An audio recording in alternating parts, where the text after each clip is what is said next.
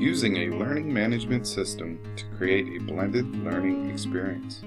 Over the past couple of years, we've taken a look at several school and district-wide initiatives. All these initiatives seem like they were their own separate entity, but really when we look at these, we could blanket all of these school and district-wide goals under one learning strategy called blended learning.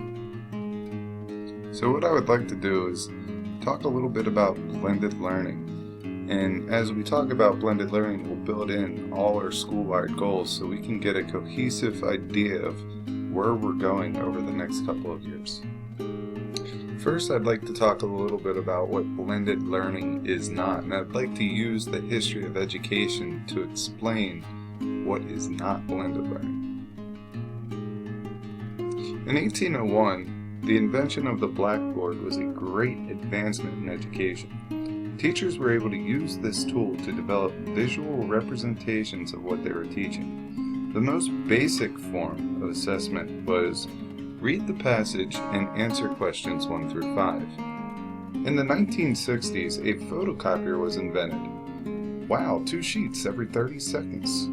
This gave teachers the ability of passing out a worksheet to each student so they could read a passage and answer questions 1 through 5.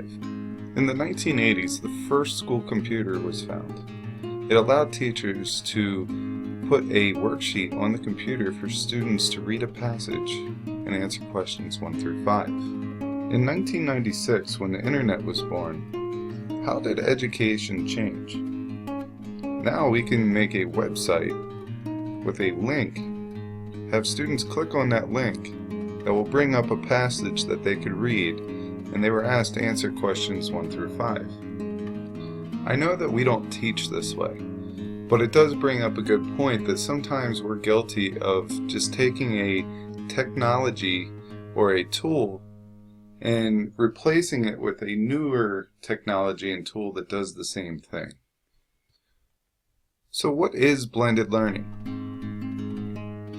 Blended learning could be broken down into a blended learning equation, and that's just taking our face-to-face learning that we traditionally do in a classroom and adding mobile learning and online learning to it. And when we blend up the three,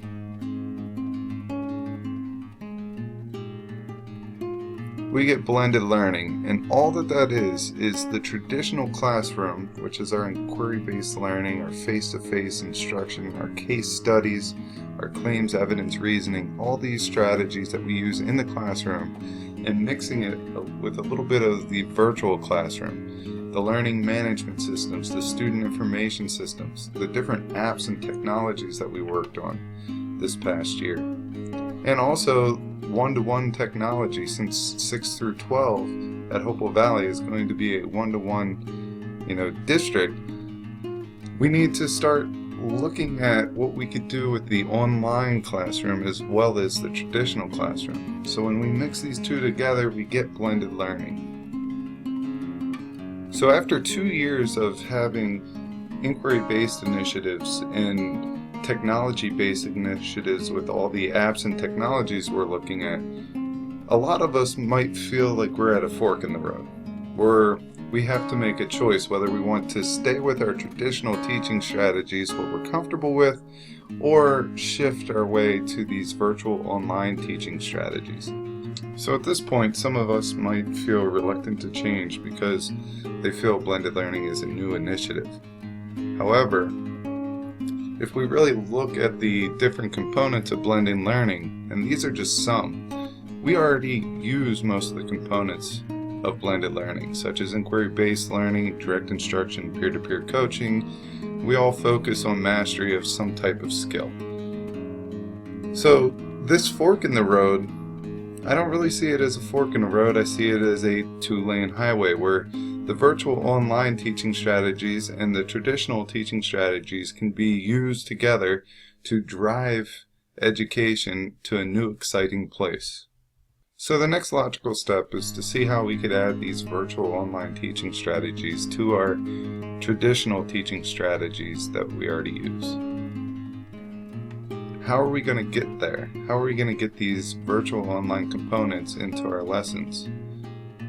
The answer is using an LMS system, a learning management system.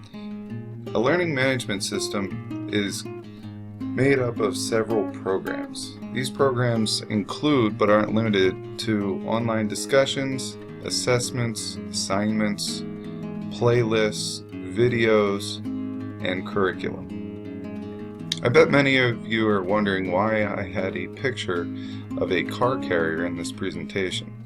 I see the car carrier as a metaphoric example, using the LMS as the driving force behind all the programs that we will use for our online virtual classroom. So some of us have been using different learning management systems such as Google Classroom and Edmodo. Some of us got our first taste of the OnCourse learning management system. But what all these have in common are these different programs, such as a place to hold online conversation or keep a calendar, play some videos, or hand in assignments. But last year we talked a lot about technology and using different apps and different extensions. So how do these technology tools, I call them tools, aid us in online learning? Well, the answer is all these apps, all these tools really are compatible with the programs set in the LMS. Some of these tools that we've been exposed to are YouTube, VoiceThread, GeoGebra, Dropbox, Educreations, Screencast-O-Matic, and Glogster. And we can't forget Google Apps for Education. A lot of us have been using Drive and Calendar and Gmail and Docs for a long time.